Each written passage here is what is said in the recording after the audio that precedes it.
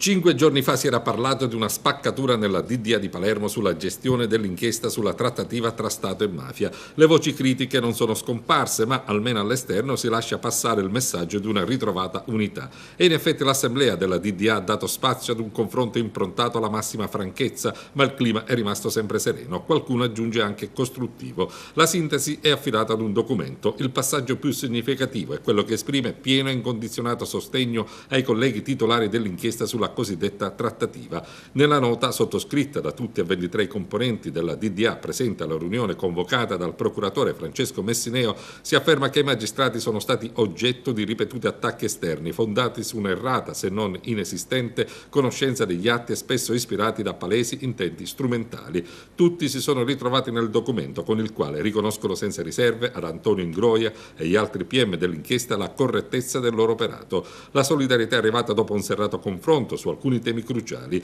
La mancata condivisione di alcuni indirizzi investigativi ha indotto uno dei titolari dell'inchiesta, Paolo Guido, a non firmare l'atto di chiusura indagine con 12 indagati. Guido ha mantenuto la sua posizione, sulla quale Ingroia e gli altri hanno fornito vari chiarimenti. Ingroia e gli altri titolari del procedimento hanno osservato che in realtà molti atti e documenti erano conosciuti, erano stati depositati nell'ambito di diversi filoni, come quelli dei sistemi criminali, del processo al generale Mario Mori, del processo a Massimo Ciancimino. Non erano invece conosciuti verbali sulle intercettazioni delle telefonate di Mancino con il consulente giuridico del Quirinale.